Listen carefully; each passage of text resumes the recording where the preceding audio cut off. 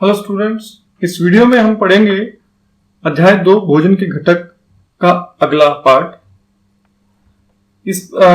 अभी तक हमने पढ़ा कि भोजन में बहुत सारे पोषक पदार्थ होते हैं और ये पोषक पदार्थ जो हैं वो हमें किन किन पदार्थों से मिलते हैं और उनसे हमें क्या लाभ होता है, ये सब हम इस पार्ट में पढ़ेंगे। कार्बोहाइड्रेट मुख्य रूप से हमारे शरीर को ऊर्जा प्रदान करने वाले हैं और सभी जीवों को प्रतिदिन के कार्यों को करने के लिए इस ऊर्जा की आवश्यकता होती है। तो कार्बोहाइड्रेट हम इसलिए खाते हैं कि इससे हमें ऊर्जा मिलती है और इसीलिए इसे ऊर्जीय भोजन भी कहा जाता है। कार्बोहाइड्रेट मुख्यतः मंड तथा शर्करा शुगर के रूप में पाए जाते हैं, जैसा कि ग्लूकोज जो कि एक प्रकार का शुगर है तुरंत ऊर्जा प्रदान करता है। यही कारण है कि धूप या भागदौड़ के कारण अधिक थकान होने पर हम ग्लूकोज को जल में मिलाकर पीते हैं। खासतौर पर गर्मी में आप देखा होगा पानी में ग्लूकोज डालकर पीते हैं। तो ग्लूकोज जो है वो भी एक प्रकार का कार्बोहाइड्रेट ही है ना, और ये हमें शर्करा से प्राप्त होता है। कार्बोहाइड्रेट का नाम शर्करा है, उससे हमें ग्लूकोज मिलता है। तो हमारा पाचन तंत्र कार्बोहाइड्रेट वाले भोजन को ग्लूकोज में बदल देता है, जो खून में मिलकर हमें ऊर्जा प्रदान करता है। तो जब भी हम कोई कार्बोहाइड्रेट खाते हैं उससे हमारे शरीर में पचने के बाद ग्लूकोज बनती है और ये ग्लूकोज हमें ऊर्जा देती है। तो हम मंड या शर्करा के रूप में कार्बोहाइड्रेट को अंदर लेते हैं। तो वैसे खाद्य पदार्थ जिनमें कार्बोहाइड्रेट बहुतायता में पाई जाती है उन्हें ऊर्जा देने वाला भोजन कहते हैं। तो हम कार्बोहाइड्रेट क्यों खाते हैं? बिल्कुल सही जवाब, ऊर्जा के लिए हम कार्बोहाइड्रेट खाते हैं। कार्बोहाइड्रेट हमें मिलेगी किन पदार्थों से, किन खाद्य पदार्थों से हमें मिलेगी?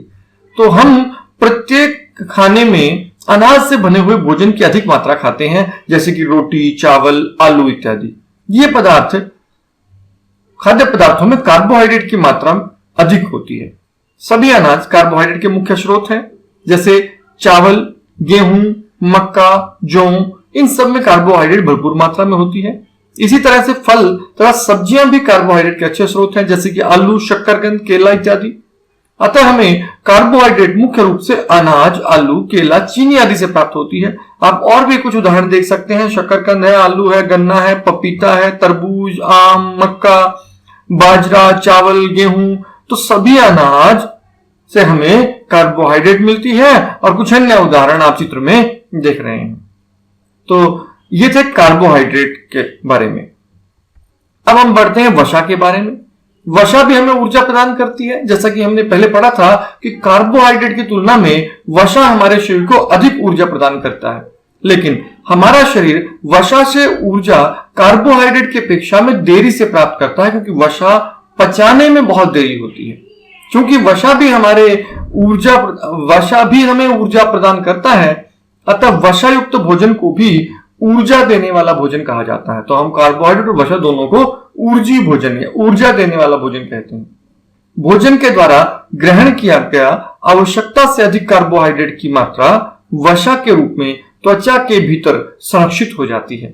इसी कारण अधिक वसा खाने वाले लोग अक्सर मोटापे का शिकार होते हैं। तो हमें बहुत ज्यादा वसा नहीं खानी चाहिए, उससे हम मोटे हो जाएंगे।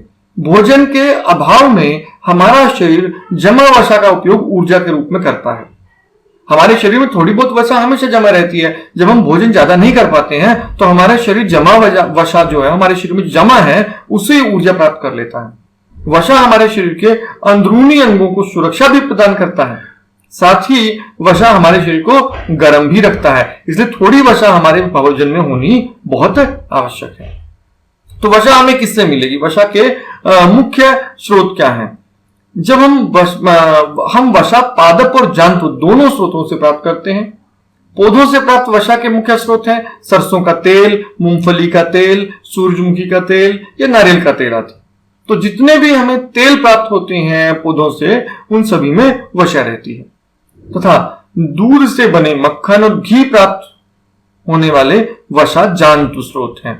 तो हमें वसा मिलती है पौधों से और वसा मिलती है जंतुओं से भी। तो हम चित्र में देख रहे हैं, यहाँ हमें वो सभी वस्तुएं दिखाई दे रही हैं जिनसे हमें वसा मिलती है, पौधों से प्राप्त होने वाली, और चित्र बी में हमें जंतुओं से प्राप्त होने वाली वसा युक्त वस्तुएं दिखाई दे रही हैं।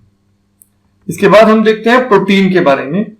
प्रोटीन की आवश्यकता हमारे शरीर को वृद्धि और स्वस्थ रहने के लिए होती है। तो इसीलिए इन्हें वृद्धि वाला भोजन या विकास, वृद्धि और विकास के लिए हम इस भोजन का उपयोग करते हैं। तो हमारे बाल भी एक तरह के प्रोटीन से बने हैं जिसे केराटिन कहते हैं। क्योंकि कोशिका सेल प्रोटीन का बना होता है, अतः प्रत्येक नया सेल बनाने के लिए हमारे शरीर को प्रोटीन की आवश्यकता होती है। तो हमारी कोशिका का भी बहुत सारा हिस्सा प्रोटीन का बना होता है। इसके अलावा सेल की मरम्मत करने के लिए भी प्रोटीन की आवश्यकता रहती है। बच्चे बहुत तेजी से बढ़ते हैं, अतः बच्चों को अधिक प्रोटीन की आवश्यकता होती है। उसी प्रकार हम बीमार व्यक्ति को पुनः स्वस्थ होने में क्रम में क्षतिग्रस्त सेल को ठीक करने के लिए भी प्रोटीन की आवश्यकता होती है। तो हमें अपने शरीर में वृद्धि के लिए या बनावट के लिए, मरम्मत के लिए ज्यादा से ज्यादा प्रोटीन चाहिए, इसीलिए हम इसे ज्यादा प्रोटीन खाते हैं। यही कारण है कि डॉक्टर बीमार व्यक्ति को प्रोटीन की गोली या पाउडर देने के लिए कहते हैं ताकि बीमार व्यक्ति जल्दी ठीक हो सके। यही कारण है कि प्रोटीन युक्त भोजन को प्रायः शरीर वर्धक भोजन कहा जाता है। तो आगे प्रोटीन के स्रोत हम पढ़ेंगे। प्रोटीन हमें मिलता किन पदार्थों से है? तो हमें प्रोटीन जंतु तथा पादप दोनों स्रोत से प्राप्त होते हैं।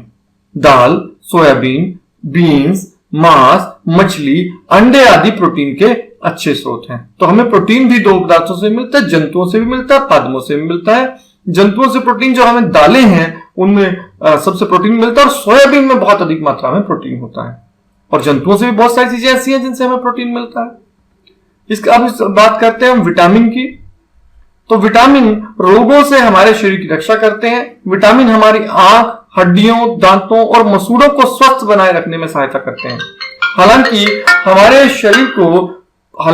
शरीर को विटामिन की बहुत थोड़ी मात्रा की आवश्यकता होती है, परंतु विटामिन हमारे शरीर के सही तरीके से कार्य करने के लिए अति आवश्यक है। किसी एक भी विटामिन के अभाव में हमारा शरीर बीमार पड़ सकता है। तो विटामिन कई प्रकार के होते हैं, जैसे vitamin A, vitamin B, vitamin C, vitamin D, vitamin E और विटामिन के। एक अलग से विटामिन समूह, विटामिन बी का समूह ग्रुप भी पाया जाता है जिसे हम बी कॉम्प्लेक्स कहते हैं। तो विटामिन शब्द लैटिन शब्द वीटा से आया है। विटामिन शब्द लैटिन शब्द वीटा से आया है, जिसका अर्थ जीवन होता है। अतः विटामिन का अर्थ शरीर को जीवित रखने के लिए आवश्यक कार्यों को करने में सहायता करने वाला होता है। तो ये था विटामिन के बारे में। अब विटामिन से क्यों हमें चाहिए ये हम बात करते हैं। हमारे शरीर के लिए अलग अलग कार्यों के लिए अलग अलग विटामिन की आवश्यकता होती है। उदाहरण के लिए विटामिन ए हमारी त्वचा और आंखों को स्वस्थ रखने में सहायता करता है। विटामिन सी हमारे शरीर को विभिन्न प्रकार की बीमारियों से लड़ने में सहायता करता है। और विटामिन डी हमारी दांतों और हड्डियों को स्वस्थ रखता है। तो विटामिन हमें मिलता किन किन पदार्थों से? विटामिन के स्रोत: दूध, मछली का तेल, पपीता, पालक, गाजर आदि विटामिन ए के अच्छे स्रोत हैं।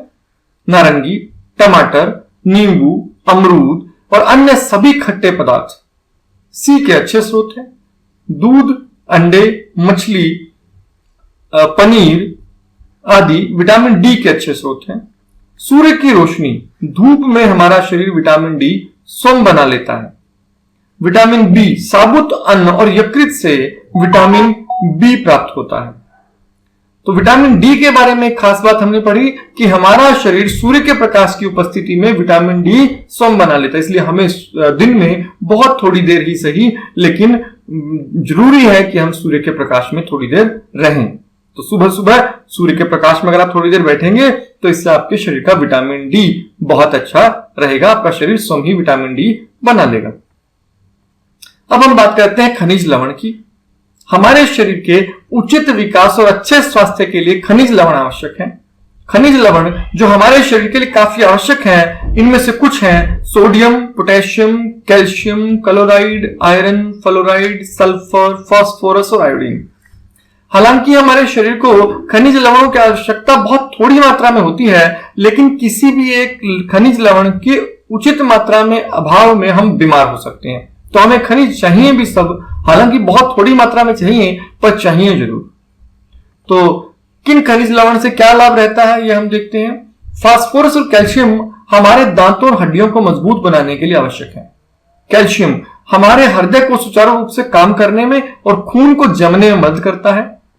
आयोडीन के अभाव में घेंगा रोग हो जाता है। घेंगा रोग से ग्रसित व्यक्ति के गले का अग्रभाग फूल जाता है। कई कंपनियां नमक में आयोडीन मिलाकर अब बेचती हैं, जिसे आयोडाइज नमक कहा जाता है। इस नमक से हमें आयोडीन की सही मात्रा मिलती है। आयरन, लोहा की कमी से हमारे खून में हीमोग्लोबिन की मात्रा कम हो जाती है, जिससे अरक्तता, खून की कमी, अनीमिया नाम की बीमारी हो जाती है। अनीमिया से ग्रस्त व्यक्ति हमेशा थका सा महसूस करता है, बहुत कमजोर महसूस करता है। तो हम आयोडीन के अन्य स्रोत भी हमारे पास है। तो हमने आयोडाइज नमक के बारे में पढ़ा। दूसरा, समुद्री भोजन जो भी होता है उससे आयोडीन प्राप्त होता है। अदरक से हमें काफी मात्रा में आयोडीन मिल सकता है और पालक से भी हमें आयोडीन मिल जाता है। फास्फोरस के अगर स्रोत देखें तो दूध, केला, हरी मिर्च, चावल, ये सभी फास्फोरस के अच्छे स्रोत हैं। लोहे के अगर स्रोत की बात करें तो लोहे के मुख्य स्रोत हैं पालक, सेब, नाशपाती और यकृत, ये अच्छे स्रोत हैं। कैल्शियम हमें दूध से मिलता है भारी मात्रा में, तो दूध आपको नियमित रूप से पीना चाहिए। अंडे से भी अच्छी मात्रा में कैल्शियम प्राप्त होता है। अब हम बात करते हैं रुक्षांश की, जिन्हें हम आहारी रेशे कहते हैं। ये रुक्षांश हमारे शरीर के लिए बहुत आवश्यक है, हालांकि इनसे किसी प्रकार को कोई पोषण प्राप्त नहीं होता है। तो रुक्षांश हमारे शरीर को कोई पोषण प्रदान नहीं करते, फिर भी यह हमारे भोजन का आवश्यक अवयव है और इसका आयतन बढ़ा देते हैं। रुक्षांश बिना पचे भोजन को बाहर निकालने में हमारी शरीर की सहायता करता है। उसके बाद हम बात करते हैं जल की। जल भोजन में उपस्थित पोषकों को अवशोषित करने में हमारे शरीर की सहायता करता है।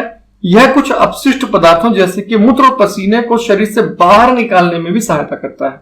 तो इसलिए जल हमारे लिए बहुत जरूरी है। सामान्यतः हमारे शरीर को जितने जल की आवश्यकता होती है वह हमें उन वस्तुओं से प्राप्त हो जाता है जो द्रव के रूप में हम लेते हैं, जैसे कि पानी पीते हैं, दूध पीते हैं, चाय पीते हैं। इस तरह हमारे शरीर में जल चला जाता है। और जब हम भोजन बनाते हैं तो उसके लिए भी हमें जल की आवश्यकता होती है। तो हम जो भोजन खाते हैं उसमें भी काफी मात्रा में जल हमारे शरीर में चला जाता है।